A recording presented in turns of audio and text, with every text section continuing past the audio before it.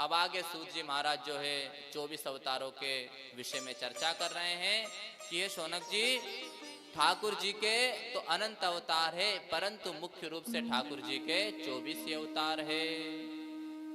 कुछ कला अवतार है, कुछ अंश अवतार है, परंतु श्री राम अवतार और कृष्ण अवतार ही परिपूर्ण अवतार है। और है शौनक जी, जो मैं यहाँ आपको कथा श्रवण करा रहा हूं, यहाँ कथा जो है सुखदेव जी गंगा तट पर बैठकर परीक्षित जी को सुना रहे थे, और परीक्षित जी ने भी सुखदेव जी से यही प्रश्न किया था। तब शौनक जी ने कहा कि हे सूत जी महाराज, हमने तो सुना है कि सुखदेव जी महाराज जो है जन्म लेते ही वन की ओर चले गए थे, फिर उन्होंने कथा कहां पर श्रवण की, आप हमें यहाँ विस्तार पूर्वक बताइए। और दूसरी बात यहाँ है कि परीक्षित जी के ऊपर ऐसा कौन सा संकट आ गया था जो उन्हें संपूर्ण राज्य छोड़कर गंगा तट पर आना पड़ा और कथा श्रवण करनी पड़ी। तब कह रहे हैं कि आप कृपा करके हमें इस चरित्र को सुनाइए। अब आगे सूत जी कहते हैं, द्वापरे समनुप्राप्ते तृतीय युग पर्यये, द्वापरे समनुप्राप्ते तृतीय युग पर्यये, जातः पराशराद्योगी वासव्यां कलया हरेः, वासव्यां कलया हरेः।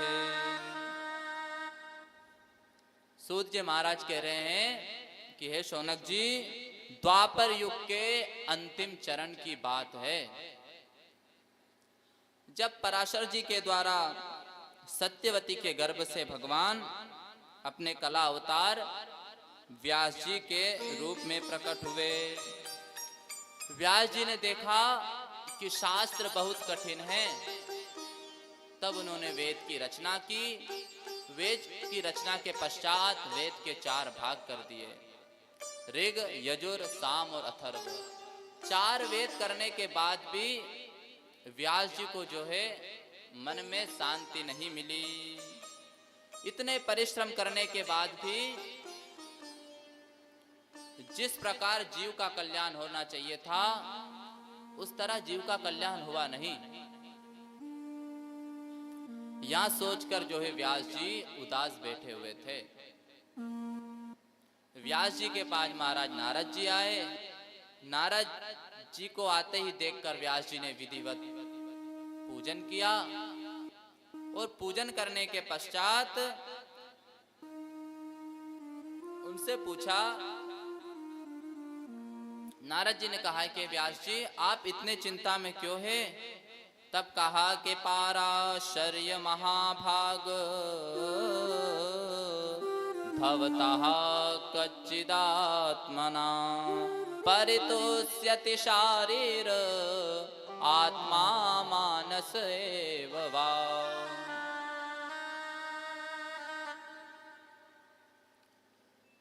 नारद जी कह रहे हैं कि हे व्यास जी, आप हमें ये बताइए, जो आपने रचनाएं की है उससे आपका मन सुखी तो है ना? मन आपका प्रसन्न तो है ना? जीव का कल्याण तो हो रहा है ना? जिस ग्रंथ की आपने रचना की, 4 वेदों की आपने रचना की, आपका मन सुखी तो है ना?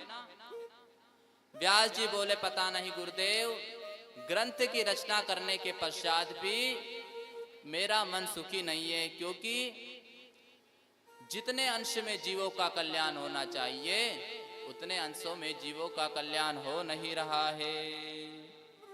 तब व्यास जी ने कहा कि यथा धर्मादयश्चार्था मुनिवर्यानुकीर्तिताः न तथा वासुदेवस्य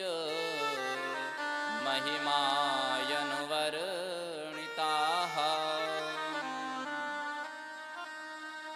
नारद जी कह रहे हैं, व्यास जी, आपने रचना तो बहुत की, बहुत अच्छी अच्छी रचनाएं की आपने, परंतु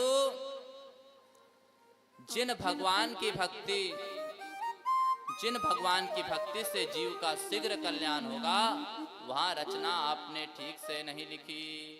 और देखिए व्यास जी महाराज, किसी की वाणी व्याकरण शास्त्र से अलंकृत हो, परंतु उसमें ठाकुर जी के महिमा का गान ना हो, ठाकुर जी की रचनाएं ना हो, तो वहां ग्रंथ तो ऐसे ही है, वहां वाणी तो ऐसे है जैसे कौवा जो होता है उसके झूठन के स्थान पर हंस नहीं जाया करते। और अगर किसी ने व्याकरण शास्त्र का अध्ययन नहीं किया है, तत्पश्चात भी अगर उसकी वाणी में भगवान का नाम हो, तो निश्चित हवा वाणी सुनने योग्य होती है। ऐसी वाणी का संत जन भी आदर करते हैं।